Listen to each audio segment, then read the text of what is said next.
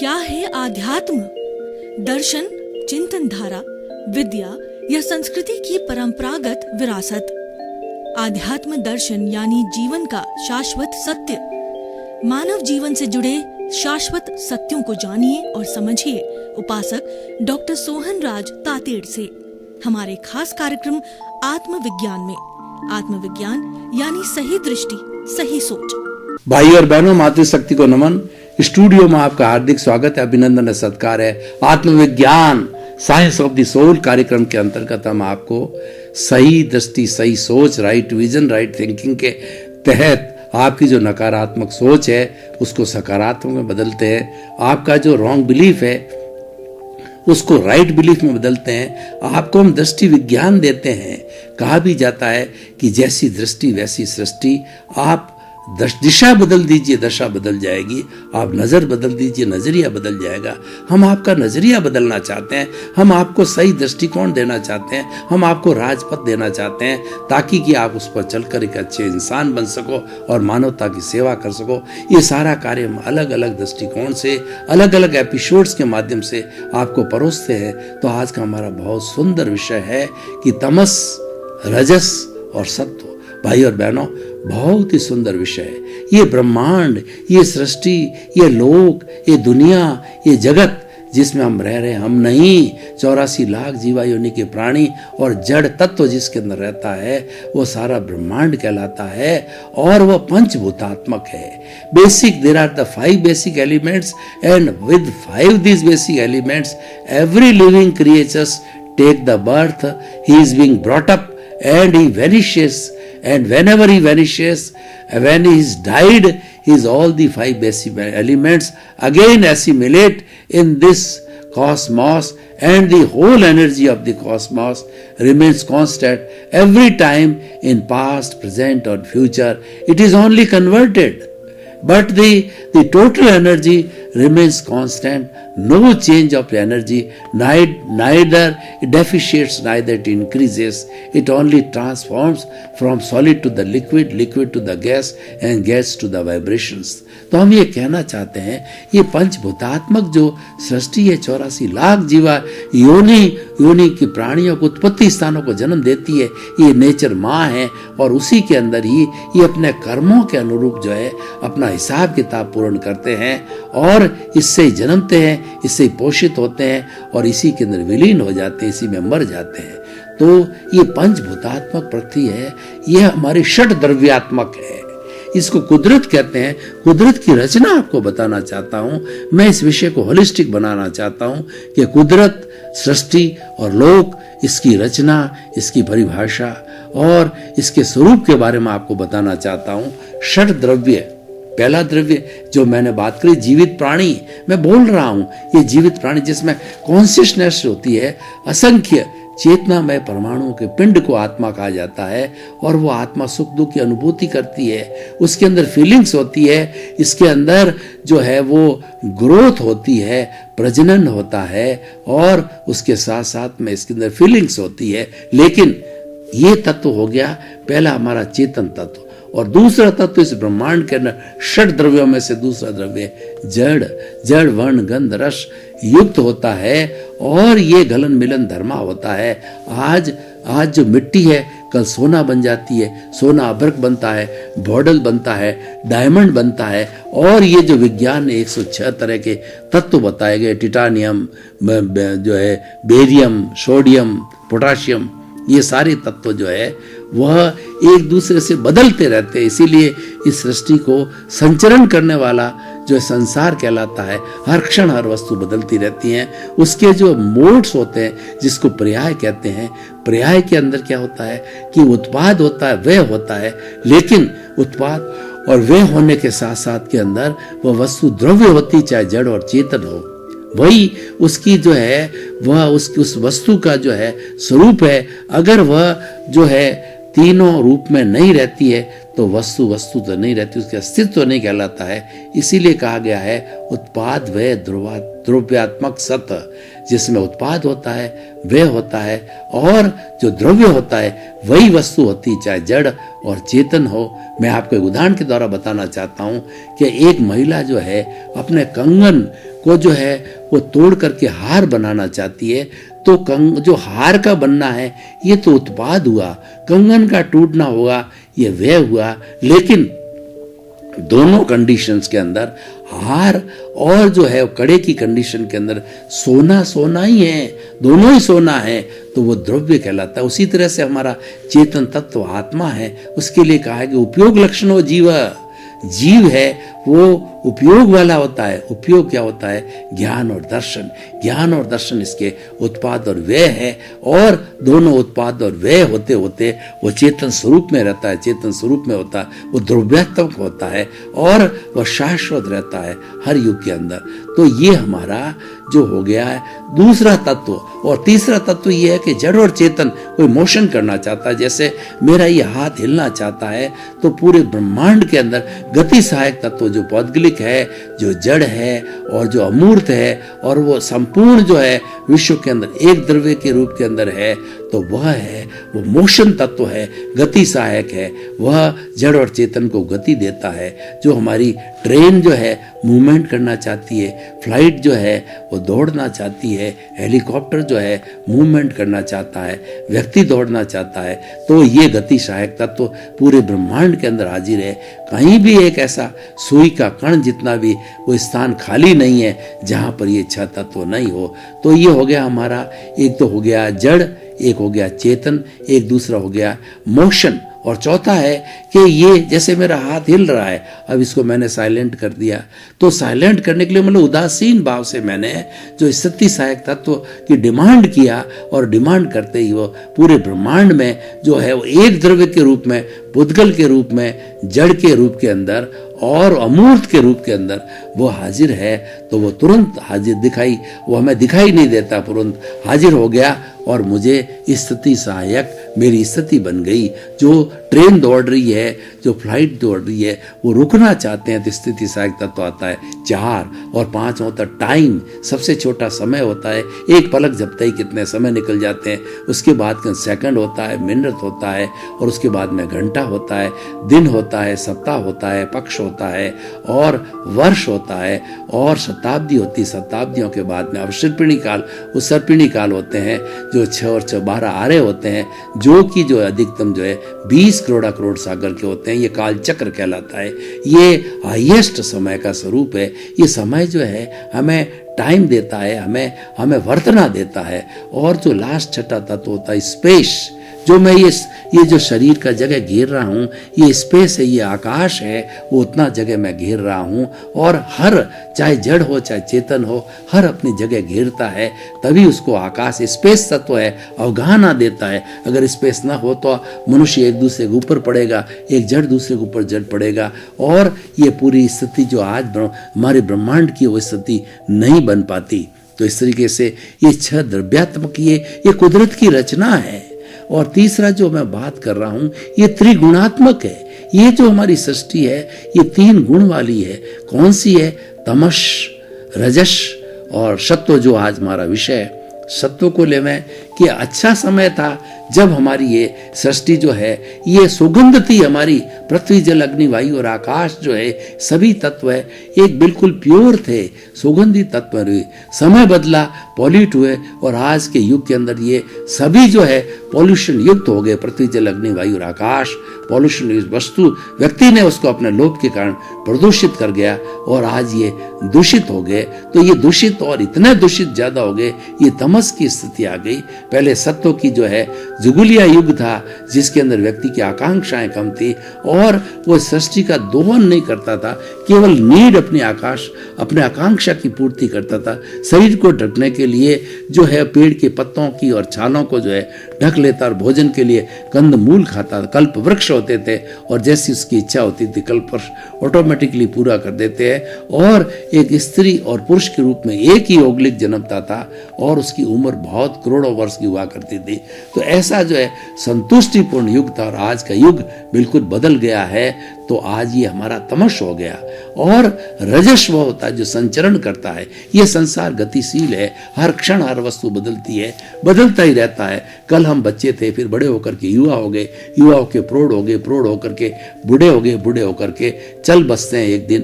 तो ये संचरण करता, ये रजस तत्व है जो कि चलायमान होता है, ये रजस तत्व है।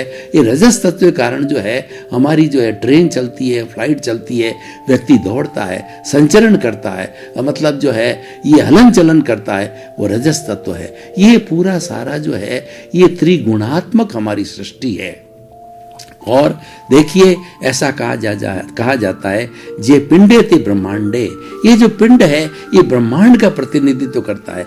ब्रह्मांड के अंदर जो पंचभूत है वही इसमें के अंदर है, और 6 द्रव्य है वो भी इसके अंदर है, और ये त्रिगुण है वो भी इसमें है। ये जो हमारा शरीर है, ये पिंड है, ये ब्रह्मांड का प्रतिनिधित्व करता है। इसीलिए कहा गया है जे एगे जाने ते सब्बे जाने, जे सब्बे जाने ते एगे जाने। जिसने एक आत्म तत्व को जान लिया, पूरे ब्रह्मांड को जान लिया। जिसने ब्रह्मांड को जान लिया, उसने एक आत्म तत्व को जान लिया। तो हम इस जो पिंड की अब बात करते हैं कि हमारे शरीर के ऊपर, जीवित प्राणी के ऊपर तमस, रजस और सत्व किस तरीके से कार्य करते हैं और किस तरह से उसकी प्रकृति में आते हैं। तमस प्रकृति वाला प्राणी होगा, वह जो है वह हिंसा के कार्य करेगा, वह आर्त ध्यान, रुद्र ध्यान करेगा, नकारात्मक सोच वाला होगा, दूसरे को अहित करने वाला होगा, दूसरे को दुख को देने वाला होगा। जितने भी अपराधी है, जितने भी कैदी है, जितने आतंकवादी है और जितने व्यभिचारी व्यक्ति है, बुरे कार्य करने वाला है, लोभी व्यक्ति है, वो सारे बुरे कार्य करने वाले हैं। वह इस जो है तमस के अंदर जो है, जो उसकी तमस प्रकृति में आते हैं। और दूसरी रजस प्रकृति वाला होता है, वो चंचल होता है, वो पंचेंद्रिय सुखों को ग्रहण करने वाला है। वो हमारा जो है, वो हमारे जो 5 इंद्रियां हैं, स्पर्श रसन घ्राण चक्षु श्रोताणी इंद्रियाणी, उसके सुखों के अंदर ही सुख को मानता है, इसके परे नहीं जाता है। वो रजस प्रकृति वाला होता है। वो उसके विचार बदलते रहते हैं, वो कोई एक जगह नहीं टिकता है, कभी अच्छा हो जाता है, कभी बुरा हो जाता है। उसको अच्छी संगत मिल गई, अच्छा हो गया, बुरी संगत मिल गई तो बुरा, क्योंकि उसका रजस गुण है। हमारे एक मारवाड़ी में कहावत है कि कालिये के पास बैठोला तो कालियर गुण लेवला, गोरिये कने बैठोला तो गोरियर गुण करने लोला। इसका मतलब man is known by the company keeps. आपकी कंपनी कैसी है, अच्छी कंपनी है तो आपको अच्छे संस्कार मिलेंगे, बुरी कंपनी है तो बुरे संस्कार मिलेंगे। शराबी की संगत करोगे शराबी बन जाओगे, जुआरी की संगत करोगे जुआरी बन जाओगे, संत की संगत करोगे तो संत पुरुष बन जाएंगे। संगति का मनुष्य के जीवन के ऊपर बहुत असर होता है। तो ऐसा पलटने वाला जो है, गंगा गए गंगा राम और जो है जमुना गए जमुना राम, जो भरतपुरी लोटे होते हैं, जो बदलते रहते हैं, वो जो रजस गुण वाले होते हैं, वो अपना खुद का उनका निर्णय नहीं होता है, दूसरों के निर्णय के ऊपर अपना निर्णय पलटते रहते हैं। और तीसरा सत्व प्रकृति के व्यक्ति होते हैं, वो संत पुरुष होते हैं। संतों के लिए कहा गया है कि वो शांत होता है, सदा दिवाली संत के और 12 महीने बसंत के। सत्व गुण वाले होते हैं, अच्छी सोच वाले होते हैं और अच्छे संस्कार वाले होते हैं, लोगों का परोपकार करने वाले होते हैं, लोगों को अच्छी अच्छी सत्संग कराते हैं, लोगों को अच्छी अच्छी बात बताते हैं। वो ज्ञानी पुरुष होते हैं, वो अनुभवी पुरुष होते हैं, वो जगत का कल्याण करने वाले होते हैं, वो जय जगत वाले होते हैं, लोक कल्याण वाले होते हैं, वो अच्छा करने वाले होते हैं और बुराई उनके पास भी नहीं फटकती है। ऐसा कहा गया है, सूरदास की काली कमलिया चढ़े न दूजो रंग। जो सत्व गुण वाले होते हैं वो अपने गुणों में मस्त होते हैं, वो सज्जन पुरुष होते हैं, उन पर दुर्जनता की कोई छाप नहीं लगती है। कैसे? जैसे एक चंदन का पेड़ होता है, वो चंदन के पेड़ पर भुजंग लिपटे रहते हैं, मतलब जो है वो सर्प लिपटे रहते हैं, और सर्प जो है वो जहर जो है उसके ऊपर फूंकता रहता है, लेकिन फिर भी जो है चंदन है वो शीतल होता है, वह सज्जनता रखता है, वह उस जो है उस जहर से प्रभावित नहीं होता है। उसी तरीके से देख लीजिए कि जिसकी जैसी प्रकृति होती है वो वैसा ही होता है। सत्व प्रकृति वाला सज्जन होता है और दुष्ट प्रकृति वाला जो तमश होता है। आप उदाहरण के तौर पर देखिए कि जो एक जो नीम का पेड़ होता है उसको 100 घड़ों से सींच लो फिर भी उसकी पत्ती में कड़वाहट नहीं जाती है, जबकि 100 घड़े जो है वो घी से सींचा गया है। यानी सज्जन व्यक्ति सज्जनता करता है, दुर्जन व्यक्ति दुर्जनता करता है। एक उदाहरण के तौर पर आपको बताता हूँ कि एक जो है संत पुरुष थे, वो हमेशा जो है वो अपनी कुटिया के पास में एक तालाब था, तालाब से जो है वो अंजलि से पानी पिया करते थे। जो ही अंजलि डालते थे, एक जो है वो पूर्व जन्म का उनका हिसाब था कि एक जो है वो कहना चाहिए कि एक वो अपने आला आता और उसको काट जाता, उसको जो है वो बिच्छू काट जाता और वह रोज स्त्री से क्रम चलता रहता और जो ही काटता उसको फिर फेंक देता और उसके ऊपर कोई प्रतिक्रिया नहीं करता। तो लोग उसको पूछते कि रोज आपको काटता, आपके जहर चढ़ता है, आप कुछ नहीं बोलते। तो वो कहता भैया ये तो दुर्जन व्यक्ति है, ये दुर्जनता करता है। मैं सज्जन व्यक्ति हूँ, मैं सज्जनता करूंगा, मैं उसके बराबर दुर्जन होके उसको मारूंगा थोड़े ही। और मैं तो ज्ञान वाला हूँ कि मेरा ऐसा ही इसके साथ के अंदर हिसाब है, जो हिसाब पूरा कर रहा है वह तो मेरा कर्तव्य है और इसका हिसाब पूरा होने से ही मुझे मुक्ति की प्राप्त होगी। एक भी व्यक्ति का हिसाब बाकी है, एक भी मेरे राग द्वेष के परमाणु बाकी हैं इस मेरे कार्बन शरीर में, जो मैंने दूसरों को दुख दिया है। जब तक वो हिसाब क्लियर नहीं होगा तब तक मेरी मुक्ति नहीं होगी। तो भाइयों बहनों, ये तमस, रजस और सत्व 3 गुण होते हैं और ये त्रिगुणात्मक, सृष्टि त्रिगुणात्मक है, मनुष्य व्यक्ति त्रिगुणात्मक है, हर एक की प्रकृति होती है, ये त्रिगुणात्मक होती है। तो हम इसको हम बात करें अगर निष्कर्ष के रूप के अंदर कि हमें कौन सी प्रकृति को अपनाना चाहिए, तो हम कहना चाहिए कि आप अभ्यास करना हो तो सत्व प्रकृति को अपनाओ। सत्व प्रकृति अध्यात्म से आती है। सत्व प्रकृति है वो भीतर विराजमान प्रभु के स्मरण करने से आती है, क्योंकि जो प्रभु जो भीतर है वह अनंत ज्ञान वाला है, अनंत दर्शन वाला है, अनंत शक्ति वाला है, अनंत सुख का धाम है। उसके अंदर आनंद ही आनंद है, वो अक्षय आनंद वाला है, वह अमूर्त है, वह अजर है, अमर है, लेकिन फिर भी वो हमारे भीतर विराजमान है, वो अनुभव गम्य है। कोई कहे कि मुझे आत्मा को हाथ पर दिखाओ तो हाथ पे दिखाई नहीं जाती है, पर अनुभव कराती। हम उसको कहते हैं कि भैया तुम बोल रहे हो, मैं बोल रहा हूँ, मैं हाथ हिला रहा हूँ, ये कौन हिला रहा है? ये भीतर बैठा प्रभु आत्मा ये हिला रही है। और अगर ये निकल जाता है तो राम नाम सत्य होता है। पीछे जो ये प्योर जड़ तत्व है, अभी तो मिश्र तत्व था, तो हाथ जोड़ता था, हिलाता था, बोलता था, भीतर विराजमान प्रभु से शक्ति प्राप्त करके बोलता था। लेकिन जब प्रभु निकल गया, हंसा उड़ गया, तो उसके बाद के अंदर ये प्योर जड़ हो गया और जड़ होकर के इसको जला दिया जाता है। वो मिश्र चेतन नहीं रहा, उसकी हाजिरी से मिश्र चेतन होकर करता है, क्योंकि जो प्रभु है, जो परमात्मा है, जो भीतर मूल रूप में विराजमान है, वो तो निष्क्रिय है, वो अक्रियाशील है, उसकी केवल हाजिरी रहती है। वो हाजिरी इसलिए है कि इसके साथ में कर्म शरीर जुड़ा हुआ है। जब कर्म शरीर का साथ छूट जाएगा, तब ये जब शून्य हो जाएगा, तब वो सिद्ध बुद्ध और मुक्त हो जाएगा। ये सत्व तत्व है। और रजस तत्व है वह जो है हमारे जीवन में होता ही है, क्योंकि हम खाना खाते हैं, उठते हैं, बैठते हैं, कर्म करते हैं, चलते हैं, फिरते हैं, ये लिमिट में होता है। ये अच्छा है और ये होता ही है, क्योंकि हम भूत भविष्य वर्तमान की बात करें तो हम भूतकाल की कल्पना करते हैं कि मैं 10वीं में पढ़ता था, उस गांव में रहता था, वहां पे जिसके साथ रहता था, मेरे माता पिता के साथ रहता था। ये सारी कल्पना जो है से मात्र से होता है और ये जो है हमारी स्मृति से होता है।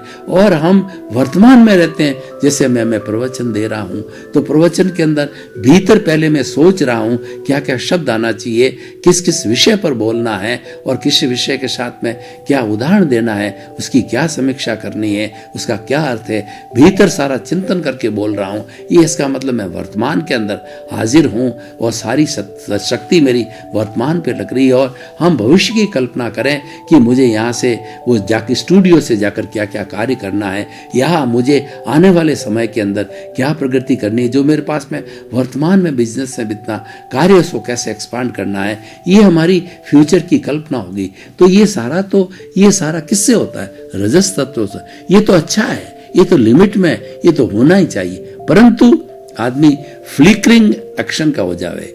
एक मिनट में कोई बात कहता है, दूसरे मिनट में पलट जाता है, तीसरे मिनट में फिर नई बात करता है। एक धंधा 6 महीना किया, फिर दूसरे 3 महीना धंधा किया, उसमें भी घाटा, दुकान बंद दी। रोज रोज रोज रोज रोज बदलता रहता है, चिंतन को बदलता रहता है। वह जो है रजस तत्व उस पर बहुत ज्यादा हावी है, क्योंकि वह चंचलता करवाता है।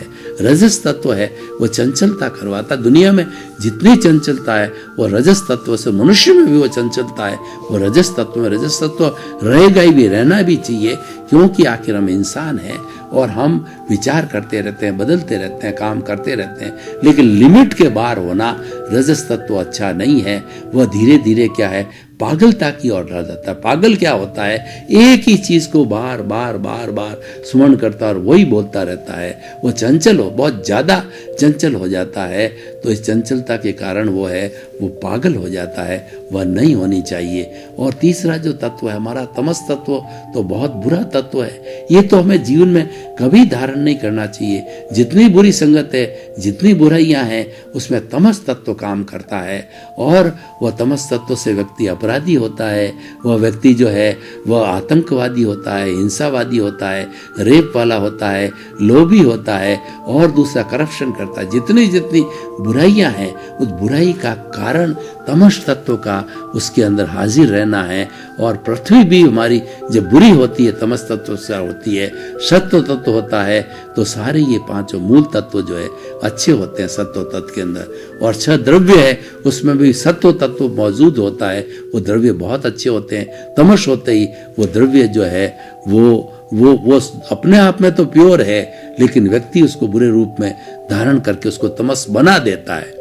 तो भाई और बहनों, ये जितना राग द्वेष है मनुष्य में, ये तमस है। और जितनी समता भाव है, ये जो है सत्व तत्व है। सत्व के लिए हमारा भोजन भी सात्विक होना चाहिए। भोजन के लिए भी कहा गया है 3 तरह का भोजन होता है, राजसिक, तामसिक और सात्विक। सात्विक भोजन वह होता है जो कि हित मित और रित हो। हित मतलब हितकर हो, न्यूट्रिशियस हो। न्यूट्रिशियस का मतलब होता है 20% प्रोटीन हो, 10% कार्बोहाइड्रेट हो, 10% फैट हो, 6% मिनरल्स हो और 4% उसके अंदर हमारे विटामिन हो और 60% पानी हो। ये मिला करके 100% वाला जो है न्यूट्रियस भोजन, हितकर भोजन कहलाता है। मित का मतलब मात्रा में भोजन करना चाहिए। मात्रा कैसे, ये हित मित रित भोजन पे भी लागू होती है। मात्रा में कैसे कि जो हमारा पेट है उसके 4 भाग करो, 2 भाग में ठोस भोजन करो, 1 भाग पानी के लिए जो घंटा पर बाद पीना चाहिए पानी के लिए रखो, और 1 भाग इन दोनों के पानी और भोजन के मिश्रण से गैस बनती है, उस गैस के लिए रखो। अगर हमने गैस के लिए जगह नहीं रही और ठूस ठूस करके भोजन कर लिया तो व्यक्ति जो इधर उधर लोटपोट हो जाएगा, लोग के आफरा चढ़ जाएगा, क्योंकि गैस निकलने को जगह नहीं है। और जिसके ज्यादा गैस जो बन जाती है, निकलने को जगह नहीं होती है, वो दिमाग में चली जाती है, नकारात्मक भोग आता है, मैथुनवादी व्यक्ति मन जाए, व्यक्ति वेश्यावृत्ति के अंदर चला जाता है। हमारे वात पित्त कफ है वो भी रजस तमस सत्व से जुड़े हुए हैं। जो वात होता है वो वायु से जुड़ा होता है, पित्त होता है वो हमारा लोभ से जुड़ा होता है, और कफ होता है हमारा वह जो है वो क्रोध अहंकार से जुड़ा हुआ रहता है। भाई और बहनों, आपका बहुत बहुत धन्यवाद। आप हमारा आत्मविज्ञान कार्यक्रम बराबर देख रहे हो और देखते रहिए। आत्मविज्ञान कार्यक्रम आपके प्रगति का सूचक है, आपको सही दिशा दिखाएगा, आपको सम्यक ज्ञान देगा, आपको सम्यक दर्शन देगा, और वो सम्यक दर्शन ऐसा देगा कि जिंदगी भर के लिए आपकी राह, आपका पथ है वो राजपथ बन जाएगा और आप एक दिन सिद्ध बुद्ध मुक्त बन सकते हो। सर्वे भवन्तु सुखिनः, सर्वे भवन्तु निरामया। इसी क्रम में आपका जीवन आनंदमय हो, मंगलमय हो। आत्मविज्ञान में आत्मविज्ञान यानी सही दृष्टि, सही सोच।